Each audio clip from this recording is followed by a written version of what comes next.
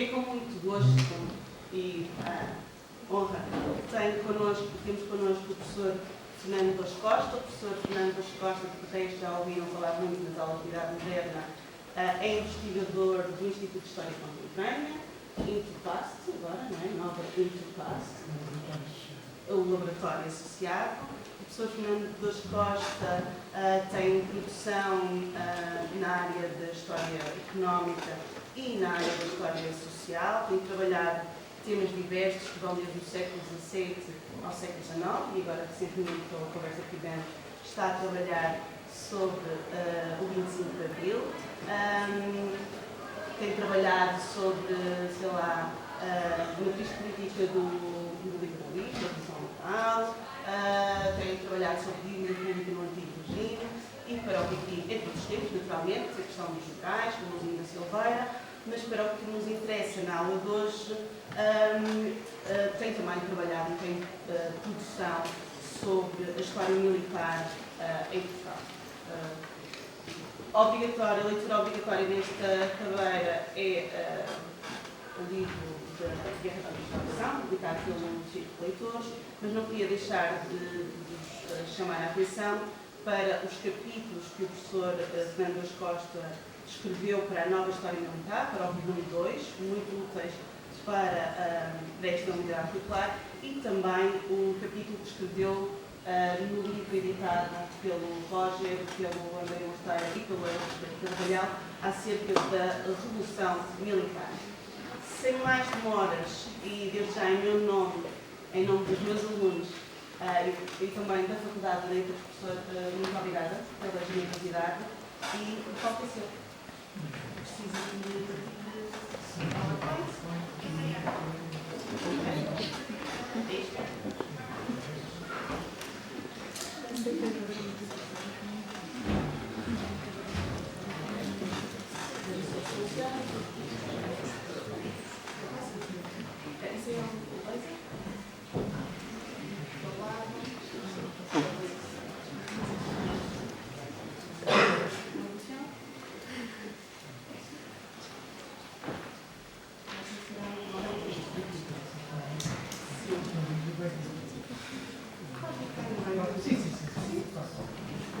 Então, bom dia. Queria, em primeiro lugar, agradecer à professora Lisbeth Rodrigues o convite para estar aqui hoje a falar convosco sobre um tema que, de facto, me ocupou uns bons anos da minha atividade de investigação e que é o tema da guerra e, sobretudo, do tema da relação entre a guerra e a sociedade em Portugal no período moderno. Portanto, o que vos proponho hoje é este tema, a guerra no Reino de Portugal entre 1600 e 1796. No Reino de Portugal, não vou falar das chamadas conquistas, ou seja, dos territórios extra-europeus sob controle do Rei de Portugal, falarei apenas da guerra que ocorreu no Reino de Portugal, portanto, no espaço europeu, no espaço propriamente do Reino. 1600, no início do século XVI, 1796, porque é o início de uma nova época pela influência dos efeitos da Revolução Francesa de 1789 em Portugal, que não vamos tratar.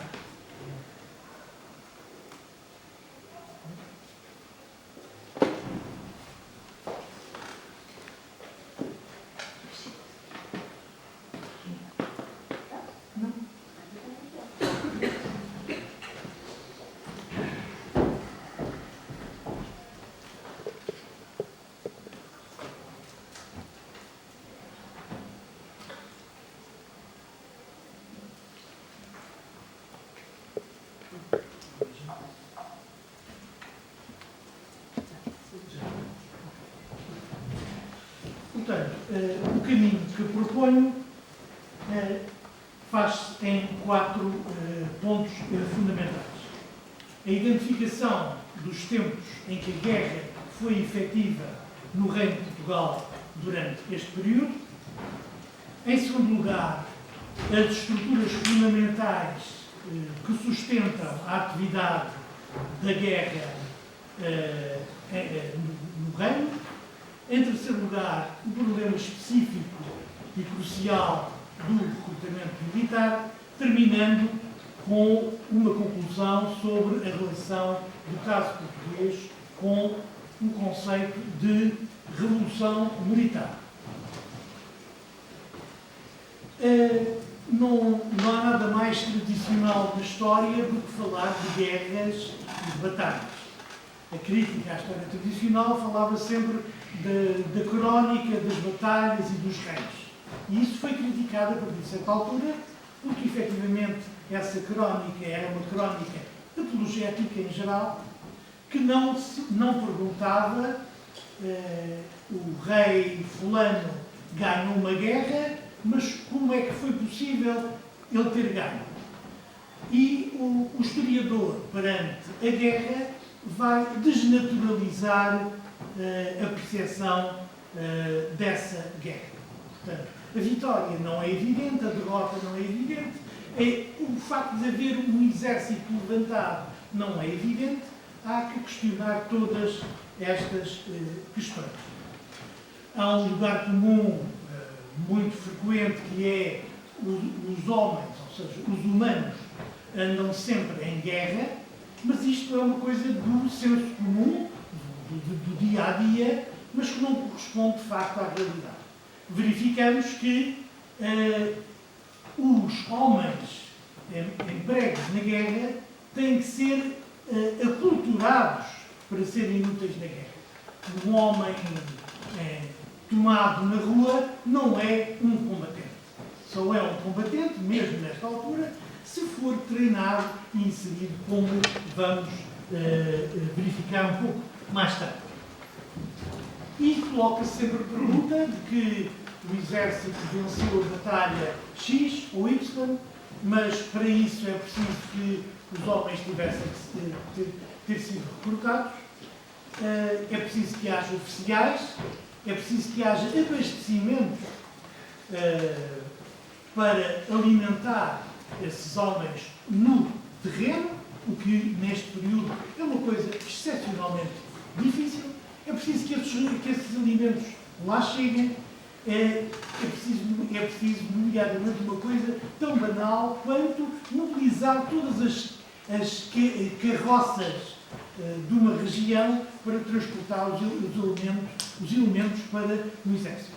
Em última análise, nós podemos ter um exército bloqueado pela falta de carros de transporte de alimentos. Não é um detalhe, embora não esteja, obviamente, no centro das preocupações do general enquanto estratégia. Portanto, é fundamental, em relação à guerra, perguntar como é que se reúnem os meios para fazer a guerra, desde homens, armamento, abastecimentos, etc., e também informações, é também um meio fundamental, e verificar de que modo é que a sociedade reage a essas exigências. Porque, obviamente, essas exigências vêm do interior da sociedade, são objeto de um conjunto de medidas e de exigências que são postas às pessoas e, portanto, há resistências a que esse exército se organize. E, portanto, vou passar à identificação dos 4 períodos fundamentais. Há outros, depois, pequenos episódios que não vou mencionar, mas os períodos de guerra durante estes 3 séculos em Portugal são fundamentalmente estes. Em 1580, com a expedição dirigida pelo Duque de Alba, que é um fidalgo espanhol do mais alto prestígio em termos militares, portanto, um homem, um homem da Guerra da Flandres, e a expedição que em 1580 se faz para aquilo a que às vezes se fala, não com propriedade, como direi a seguir, a conquista de Portugal. Como devem saber, e rapidamente, Dom Sebastião morreu em Marrocos, em Alcácer Quibir. Houve um problema de sucessão de Dom Sebastião e há, em 1580, alguns candidatos à sucessão da coroa de Portugal. Um desses candidatos é Filipe II de Espanha.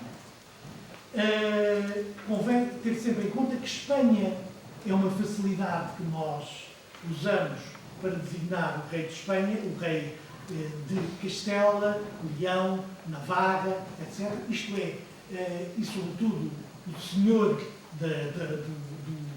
do ouro da América do Sul.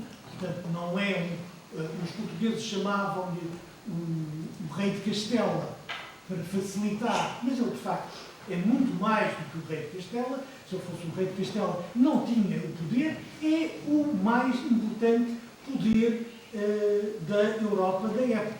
É a mais importante potência militar e económica da época. Portanto, quando falamos de Espanha, falamos de facto de uma realidade pluricontinental, com domínio, e que é um conjunto de reinos. Mas, portanto, Filipe II só vai ser posto em causa pelo partido de Dom António, prior do Crato, que vai ser o único que vai organizar a resistência militar em Portugal. Portanto, o Duque de Alba entra em Portugal de Lucália, vai progredir sem resistência até Setúbal. Em Setúbal consegue, com a proteção da frota espanhola, consegue tomar Cascais, a seguir o Forte de São Julião, até, portanto, ao confronto com as tropas de Dom António, prior do Crato, na Ribeira de Alcântara. A Batalha de Alcântara, de que falarei um pouco mais à frente. Portanto, não há, de facto, nesta altura, um conflito, uma guerra efetiva entre dois poderes, porque o poder de Dom António é apenas o poder de uma fração da nobreza portuguesa, de algumas terras que aclamaram o prior do Crato como rei. Não é o poder militar possível de criar a partir dos recursos existentes em Portugal. Portanto, o mais importante neste momento é que este é um modelo que a Espanha vai sempre tentar reproduzir na relação militar com Portugal. Este modelo da invasão do Duque de Alba é um modelo que, nomeadamente no tempo da Restauração, no período seguinte, vai tentar ser retomado pelos espanhóis. Portanto, o segundo período é precisamente este, o período mais longo de estado de guerra, que vai entre 1641 e 1668, portanto, o da guerra da Restauração ou da Aclamação, que é um período muito longo, mas que de facto tem fases muito diferentes, como vou referir em seguida. O terceiro período, entre 1725 e 1714, é o da Guerra da Sucessão de Espanha. A Guerra da Sucessão de Espanha resulta da ausência de herdeiro direto, de descendente direto do rei Carlos II de Espanha, e criam-se dois grandes partidos, um francês e outro de um candidato Augsburgo. E vai ter lugar uma guerra pela sucessão de Espanha. Portugal, o rei de Portugal, vai ser integrado no partido austríaco,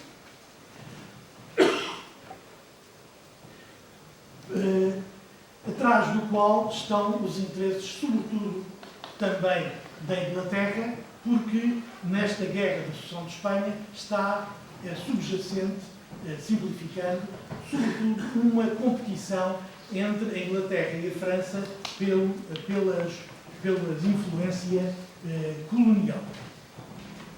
E, portanto, o Reino de Portugal surge no início desta crise como um lugar propício para a organização da campanha do candidato austríaco. Na realidade, podia-se pensar que Portugal vai alinhar, vai ser integrado no partido inglês e neerlandês e aparentemente estaria na posição ideal para ser um local de apoio para uma conquista de Espanha pelo candidato austríaco. Na realidade, isso não vai acontecer porque, por razões imponderáveis, a realidade é que a guerra de Espanha a guerra de sucessão de Espanha vai se deslocar para a região da Catalunha, o que não era previsto do início. O quarto período é o do envolvimento súbito, em 1762, de Portugal, do Reino de Portugal, na Guerra dos Sete Anos. A Guerra dos Sete Anos tinha começado em 1756. É, de novo, no seu significado mais profundo, um conflito entre a Inglaterra e a França pelo controle, nomeadamente, nos domínios extra-europeus, nomeadamente americanos, no continente americano, e, subitamente, em 1762, último ano da Guerra dos Sete Anos, o Reino de Portugal vê-se envolvido pela influência que a coroa francesa faz sobre a coroa de Espanha, no sentido de criar o chamado Pacto de Família, pelo qual se cria uma situação de guerra e se cria um exército franco-espanhol, espanhol, que vai entrar em Portugal nesse ano e vai, nomeadamente, conduzir a uma situação de mobilização excepcional de apoios, nomeadamente vindos de Inglaterra e, nomeadamente, através da vinda do Conde de Lippe a Portugal como dirigente máximo sob influência, portanto, por sugestão do governo de Londres. Portanto, voltaremos lá.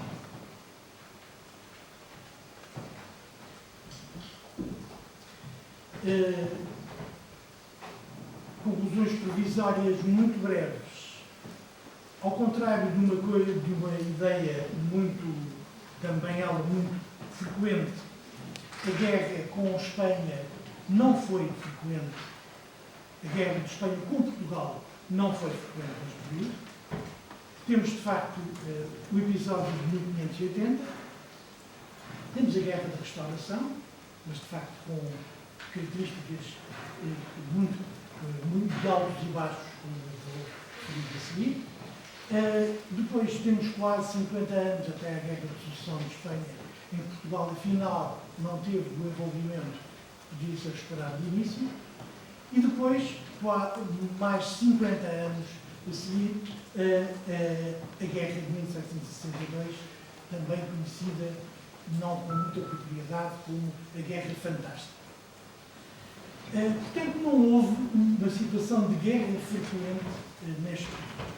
E isso envolve, desde logo, a ideia de que nos dirigentes portugueses não havia uma pressão direta e constante para organizar os assuntos militares.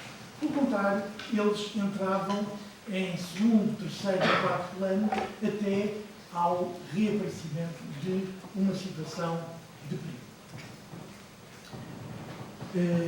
Antecipando um pouco, isso tem uma consequência, é que na evolução dos efetivos mobilizados durante este período, não há um evidente crescimento. Isto é, não temos, nada indica que tenhamos um crescimento do número de homens mobilizados durante este período, como é frequentemente indicado em relação a outros países europeus. Portanto, regressando à Batalha de Alcântara. A Batalha de Alcântara é um referido confronto entre as tropas de Filipe II e as tropas do prior do Crato. Dá-se, portanto, na Batalha de Alcântara, com a presença das duas dos navios de ambos os contendores, e faz-se, sobre a Ribeira. Em todo o caso, as tropas do prior do Crato são tropas de fraca qualidade. Ele teve dificuldade em reunir essas tropas, tentou reuni-las através da promessa, nomeadamente, de libertação dos escravos, dos homens escravizados que existiam na cidade de Lisboa, e, portanto, daí as muitas referências à presença desses escravizados, ou ex-escravizados, nas tropas do prior do Crato, ao contrário das tropas espanholas, que eram tropas de muito melhor qualidade. Além disso, havia uma superioridade numérica espanhola, portanto, o resultado da Batalha de Alcântara era previsivelmente favorável ao partido de Filipe. E assim aconteceu. O prior do Crato foge de Lisboa e vai, portanto, fugir para o norte do país, portanto, do reino, e vai durante muitos anos manter uma pressão junto da diplomacia francesa e inglesa contra o rei Filipe I de Portugal. Portanto, não temos aqui, o que é importante aqui é que não temos, de facto, um verdadeiro confronto entre a capacidade militar que seria possível do Reino de Portugal. Depois, em relação à Guerra da Restauração. A Guerra da Restauração é muito longa, mas na realidade tem fases muito distintas. A primeira, entre 1641 e 46, evidencia alguma fricção, nomeadamente no campo, não porque haja uma grande atividade por parte do lado espanhol, pelo contrário, o rei de Espanha está preocupado, sobretudo, com a situação na Catalunha. A Catalunha revoltou-se em 1640, isso, aliás, está na origem também da revolta portuguesa, ou tem relação direta com a revolta portuguesa do mesmo ano, e a atenção de Madrid está na Catalunha. E, portanto, o assunto português é protelado para melhor altura, para uma altura em que o assunto catalão não seja tão importante ou esteja ultrapassado. Portanto, o lado português tenta, nestes primeiros anos, criar algumas conquistas simbólicas de algumas terras de diminuta importância em Espanha, na região do Alentejo, na região anexa da Extremadura espanhola, para, sobretudo, criar factos diplomaticamente possíveis de utilizar. Portanto, nesse momento há um grande debate diplomático na Europa para a obtenção da paz na Europa, da chamada Guerra dos 30 anos, e, portanto, até 1648, em que se dá a célebre paz de Münster, que acaba o período de grande conflituosidade, que foi o período da Guerra dos 30 anos, os portugueses tentam criar factos militares que sejam diplomaticamente utilizados. O rei português procura, sobretudo, o apoio da França, como potência que está em conflito direto com a Espanha, e, portanto, tenta criar a ideia de que tem alguma capacidade militar na região das dominadoras espanholas. Na realidade, estas conquistas são diminutas. Portugal não vai conseguir, no Congresso que vai levar à paz de Münster, não vai conseguir que a Espanha reconheça a chamada, entre aspas, independência, ou seja, a existência de um rei português, Dom João IV. Portanto, não há resolução do problema português na paz de Münster, e o interesse pela atividade militar vai decrescendo. No fundo, nenhum dos dois lados está muito interessado num confronto que seja decisivo, ou seja, evita-se qualquer confronto que tenha consequências desastrosas para o exército. Porque é muito difícil reunir um exército de ambos os lados. E, portanto, desperdiçá-lo tem que ser evitado tanto quanto possível. Portanto, no período seguinte há uma menor tensão. O terceiro período é, de facto, o período decisivo. É o período das batalhas de que vou falar em seguida. Por 3 vezes, há 3 ocasiões de batalha em que os portugueses conseguem suplantar militarmente os espanhóis. E, numa fase final, digamos, corresponde ao protelamento que os espanhóis fazem do reconhecimento do rei português, tanto quanto possível, e depois da morte do rei espanhol Filipe IV, só depois da morte dele é que, depois de várias diligências diplomáticas, se chega à paz de 1660. E, portanto, temos as batalhas da Restauração. As tais 3 decisivas das linhas de Elvas, do Amachial, o Canal e do Monte Soares. Mas, antes disso, há um outro combate que mereceu ficar classificado como batalha, isto é, que foi, de facto, um confronto entre 2 massas de combatentes, que é a Batalha do Montijo. A Batalha do Montijo, de 1644, do tal período em que os portugueses tentam criar alguns factos que possam usar para reforçar a sua posição diplomática na Europa, dá-se essa Batalha do Montijo, que não foi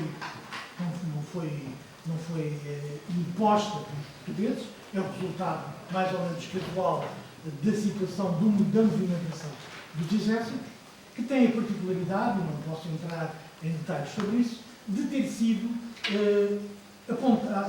de ambos os lados terem reclamado a vitória dessa batalha.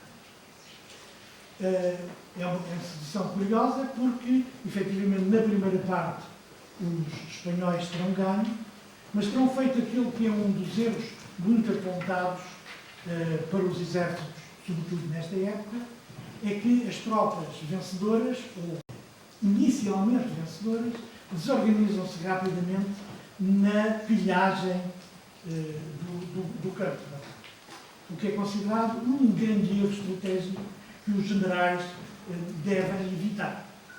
Portanto, é preciso manter as tropas organizadas durante algum tempo depois de uma situação de vitória, precisamente para evitar aquilo que vai acontecer no Montijo. Os portugueses reorganizam-se e conseguem pôr em debandada as tropas inicialmente vencedoras ou aparentemente vencedoras, dada a sua indisciplina e a sua desorganização. Portanto, é um caso curioso de uma batalha em que ambos os lados reclamam vitória. Depois, não acontece o mesmo com as linhas de Elvas, com o Abaxial, o Canal e com os montes todos. Os portugueses são, obviamente, vencedores, incontestavelmente vencedores em todos os casos. Nas linhas de Elvas, trata-se de sitiar uma cidade de Elvas que tinha sido conquistada pelos espanhóis, portanto, trata-se de desalojá-los. É um outro tipo de confronto que também tem as suas curiosidades, como, por exemplo, a utilização do nevoeiro, a boa utilização do nevoeiro por parte dos portugueses para conseguir esconder a preparação do ataque. Depois, as duas grandes, mais famosas batalhas, a do Abaxial e a de Montes Claros. Não é possível entrar em detalhes sobre elas. Só sobre a do Abaxial, a referência a que o exército espanhol é dirigido por Dom Juan de Áustria, que é o filho bastardo do rei de Espanha, que dirige ao pai, após a derrota, uma carta extremamente expressiva do seu desencanto perante o comportamento das suas tropas. Ele diz que o comportamento foi absolutamente vergonhoso, o pânico que se estabeleceu entre os seus homens, que levou, portanto, à derrota. A batalha tem também esta dimensão de extrema imprevisibilidade. O pânico, estabelecido num determinado momento, pode conduzir rapidamente à derrota. Portanto, só uma breve referência à presença de combatentes estrangeiros. No início da guerra, a coroa portuguesa vai, de facto, contratar combatentes, nomeadamente em França, que é, em princípio, o grande aliado que Portugal, que o rei de Portugal gostaria de ter, e no período final da guerra, nos anos 60, da década de 60. Isto porque, digamos, idealmente, a utilização de combatentes estrangeiros não era mal vista, pelo contrário, era bem vista, porque libertava os homens nacionais, os homens comuns nacionais, do combate e, portanto, continuavam a poder ser produtivos nas terras ou nos seus ofícios. E, portanto, a utilização de militares estrangeiros não era mal vista nesta época, antes do contrário. Mas eles eram incomparavelmente mais caros. E, portanto, do ponto de vista financeiro, era insustentável manter, durante anos seguidos, militares estrangeiros. Havia também outra dimensão, é que muitos militares estrangeiros que eram contratados, de facto, não correspondiam militarmente àquilo que tinham dito que valiam. E, portanto, havia também muita adesão fraudulenta à condição de combatente estrangeiro. Depois de destacar o papel que, durante a Guerra da Restauração, tem a vinda também de um estrangeiro, que é o Conde de Schomberg, que, portanto, nunca será o chefe máximo do exército do Alentejo, porque os fidalgos portugueses não aceitam que no cubo do exército esteja um indivíduo estrangeiro, mas é um conselheiro, portanto, é um conselheiro de guerra, toma parte nas reuniões do Conselho de Guerra, que é um conselho anexo ao Conselho de Estado, portanto, muito próximo do rei, E lá está o Conde de Schomberg. O Conde de Schomberg foi contratado em França, é um homem alemão, que teve uma notável carreira porque foi conselheiro e dirigente militar da Suécia, dos Países Baixos, de Inglaterra, de França, portanto, e morreu em combate com 75 anos na Irlanda ao serviço dos ingleses. Portanto, tem um conjunto de textos que são para nós, nós historiadores, de importância fundamental para a compreensão desta época. Não era também estranha esta presença de um estrangeiro à frente do exército, ou pelo menos como conselheiro número 2 daquele fidalgo que se continuava a pôr formalmente no topo. Era comum na Europa desta época, e de épocas posteriores, como veremos, a circulação destes homens especialistas na guerra. A guerra não era um assunto nacional, toda a gente copiava as inovações dos outros países que se consideravam boas, portanto não havia uma cultura nacional da guerra. A guerra era um tema europeu e mesmo extra-europeu, também os orientais e outros vão copiar coisas, inovações europeias, assim como os europeus vão copiar coisas eventualmente de outros países, de outros continentes. Portanto,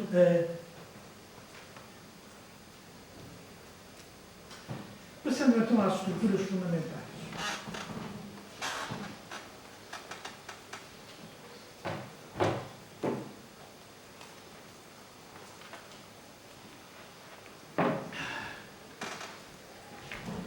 Como eu referi há pouco, ao contrário daquela ideia do senso comum, muito comum, que é a guerra é o nível mais alto da zaragata, não é. A guerra faz-se com uma ordem de combate e essa ordem de combate exige uma preparação. Portanto, os homens, e falo de homens que são de facto homens, não há dúvida nenhuma, que vão combater utilmente, têm de ser preparados para o combate. Refiro aqui, para simplificar, três tipos de combatentes: arcabuzeiros, portanto, homens que utilizam armas de fogo; piqueiros, portanto, aqueles que usam pique.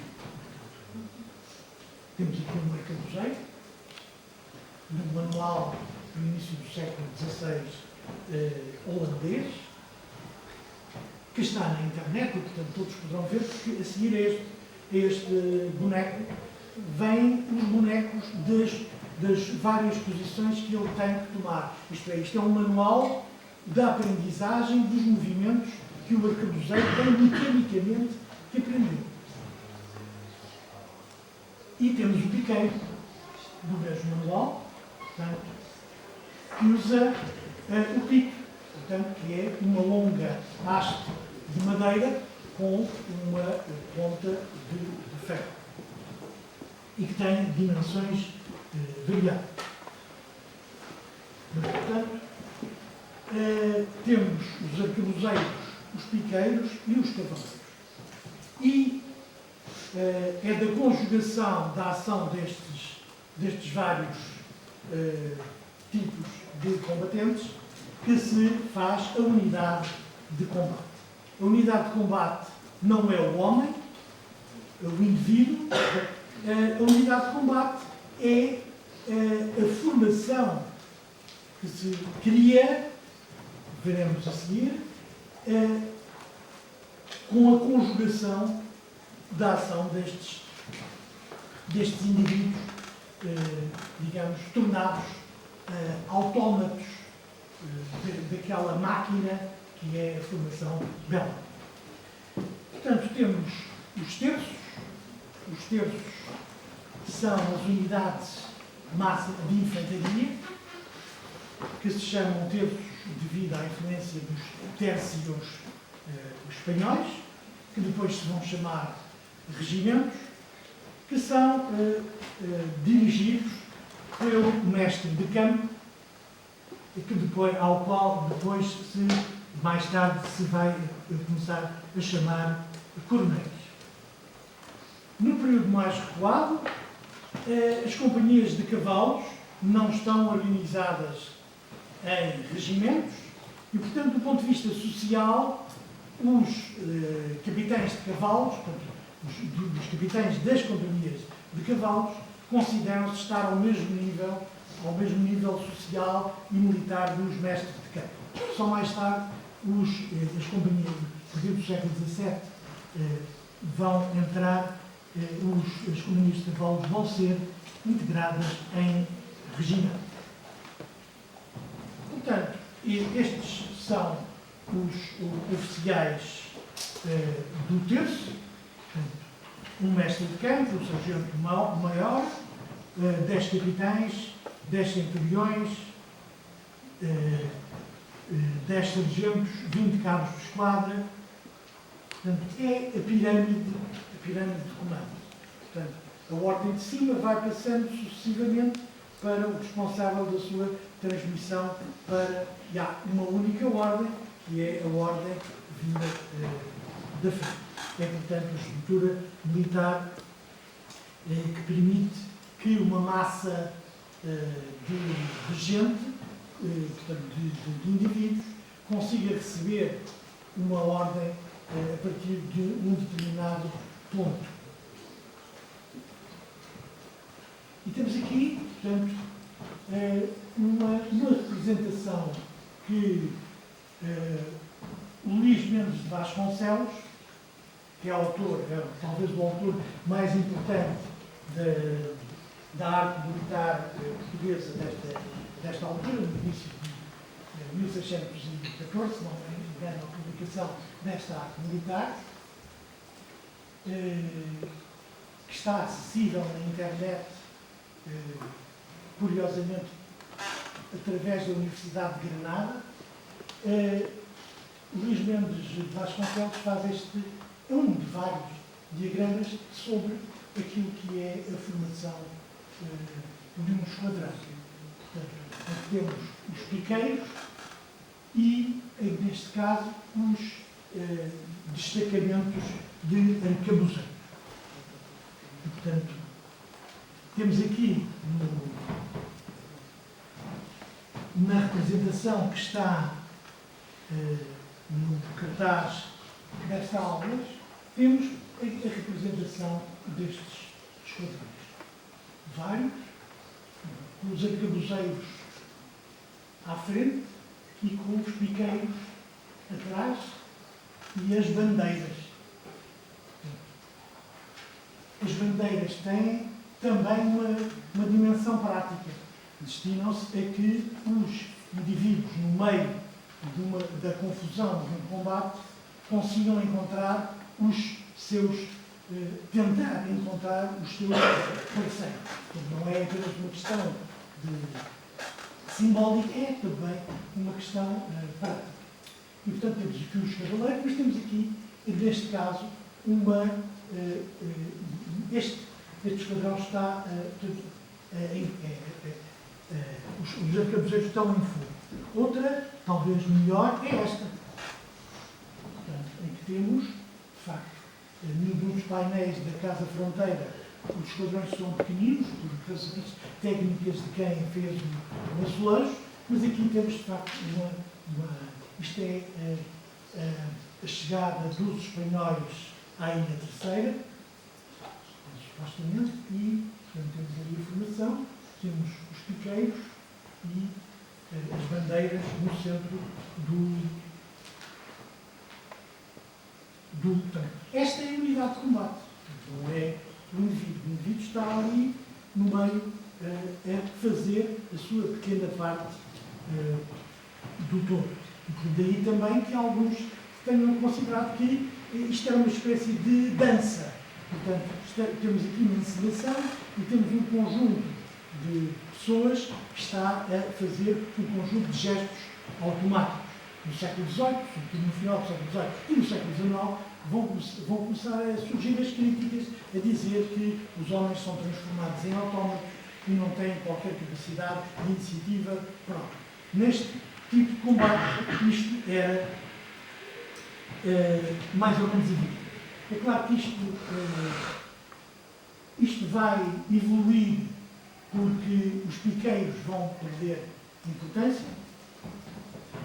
As armas de fogo, que no tempo do arcabuz têm uma precisão muito pequena, portanto, eles disparam, mas não sabem muito bem para onde, e levam muito tempo a recarregar a arma para fazer um novo disparo. Portanto, o tempo o espaçamento dos disparos é muito grande. Isso vai começar a ser alterado com a alteração da ignição da arma, portanto, para a peneira. Portanto, a arma não é preciso estar a fazer fogo, mas o fogo faz-se diretamente. Os piqueiros vão perder importância. Os cavaleiros vão ganhar agilidade, porque se vão passar de cavaleiros pesados para, sobretudo, cavaleiros ligeiros, com cavalos ligeiros e com armas, também ela, com a possibilidade de combater com armas de fogo, portáteis. Portanto, vai-se evoluir para o predomínio da infantaria. Na infantaria vai haver duas grandes inovações, que é o chamado vôlei. Portanto, os infantes vão se substituir uns aos outros em 3 filas, que se vão substituindo, significa que uns vão para a frente disparar e os outros vão para trás para preparar a arma para disparar, e portanto a capacidade de fogo aumenta substancialmente. E por outro lado, depois, mais tarde, a invenção da baioneta. Portanto, a baioneta, a aplicação de uma peça metálica, uma faca na ponta da espingarda, faz de todos os elementos de infantaria também potenciais piqueiros. Portanto, há aí também uma importante alteração.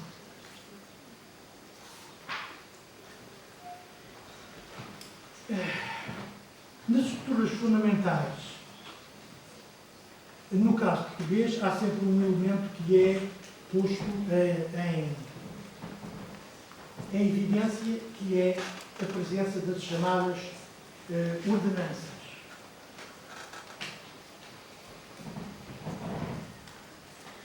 Portanto, é de 1570 o chamado Regimento das Ordenanças, que previa que todos os indivíduos do sexo masculino entre os 16 e os 60 anos fossem listados em cada conselho, nos conselhos maiores, em várias companhias, portanto, criando uma rede paralela ao governo conselhio, às câmaras municipais, e, paralelamente às câmaras municipais, é criado o sistema de companhias de ordenança. Todos os homens são obrigados, não são todos os homens, todos os homens que não são nobres e não têm cavalo são obrigados a participar nas companhias de ordenanças e a fazerem treino aos domingos. É isto que, de forma muito grosseira, muito simplificada, está previsto no regimento das ordenanças.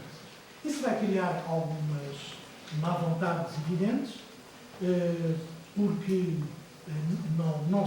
não reagem, as populações não reagem bem a mais esta obrigação, mas, portanto, o regimento de ordenanças, ao contrário daquilo que foi frequentemente apontado como sendo um regime excepcionalmente precoce de mobilização universal da população masculina para a guerra, portanto, há autores do século XX que dizem, militares, que dizem que é precursor do recrutamento militar do século XX, do momento universal que existiu no século XX, não corresponde a isso. Corresponde, sobretudo, à criação de uma rede de educação militar dos indivíduos. Não há, com este tipo de combate, não há a possibilidade de não haver um treino e um treino frequente. E é este o objetivo essencial do regimento das ordenanças. Não significa que se o rei desse uma ordem às ordenanças para fazerem apresentar um certo número de homens, tal ocorresse. De facto, as ordenanças não tinham esse papel. Eram essencialmente um sustentáculo para não só conhecer o número de homens que existia, como veremos, mas também